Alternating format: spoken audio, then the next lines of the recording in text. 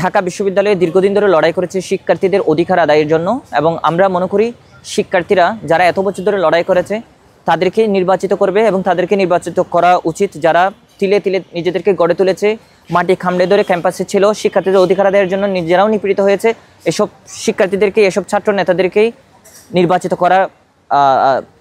করা দরকার বলে আমরা মনে করি। এবং আমরা বাংলাদেশ ছাত্র ফেডারেশন আমরা ইলেকশনে যাব। আমি ব্যক্তিগতভাবে আমি ডাকসুতে ক্যান্ডিডেট হিসেবে থাকব এবং আমরা শিক্ষার্থীদেরকে নিয়ে ছাত্র ফেডারেশন আলাদা আরেকটা প্যানেল করবে এবং আমরা অন্যান্য যেসব প্যানেল আছে তাদেরকে আমরা কম্পিট করব এবং আমরা সেটা দাবি রাখি। কারণ আমরা এত বছর ধরে ক্যাম্পাসে ছিলাম এবং ক্যাম্পাসে থেকে আমরা হলে থাকতে পারি না, কিন্তু আমরা প্রথম বর্ষে বৈধ শ্রেণীর জন্য লড়াই করেছি, আমরা ট্রান্সপোর্টেশনের জন্য লড়াই করেছি, আমরা হলে নিরাপদ খাবারের জন্য লড়েছি, আমরা রেজিস্টার বিল্ডিংয়ের অটোমেশন পদ্ধতির জন্য লড়েছি এবং নিরাপদ ক্যাম্পাসের জন্য লড়েছি।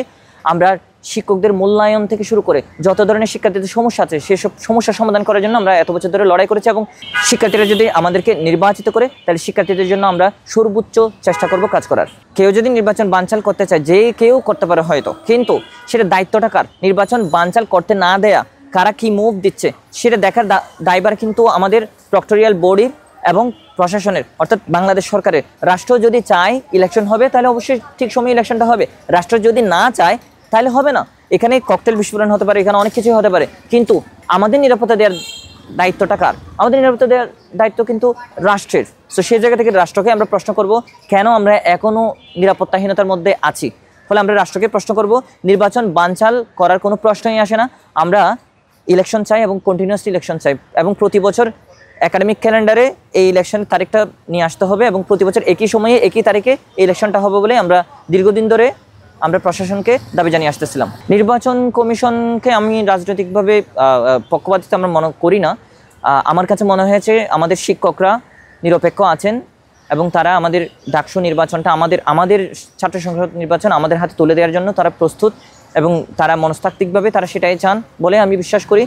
এবং আমার মনে হয় একদম যথাসময়ে আমাদের ইলেকশনটা আমরা পেতে পারি এবং একই বছর প্রতি বছর একই সময়ে আমরা নির্বাচনটা পাবো, এই আশাটাই আমরা প্রশাসনের কাছ থেকে রাখি। আমরা এত বছর ধরে ক্যাম্পাসে ছিলাম, স্বপরিচয়ে ছিলাম, ক্যাম্পাসে শিক্ষার্থীদের অধিকার আদায়ের জন্য লড়াই করেছি, ফেসিবাদের বিরুদ্ধে আমরা লড়াই করেছি। শিক্ষার্থীরা আশা করি এটা ভেবে দেখবে, শিক্ষার্থীরা এমন মানুষদেরকে ভোট দিবে যারা বছরের পর বছর রাজপথে ছিল, তাদের অধিকার আদায়ের জন্য লড়াই করে গেছে, তাদেরকেই ভোট দিবে বলে আশা করি। এবং আমরা ঢাকা বিশ্ববিদ্যালয়ের শিক্ষার্থীদেরকে সবচেয়ে মেধাবী, যোগ্য এবং বুদ্ধিমান মনে করি।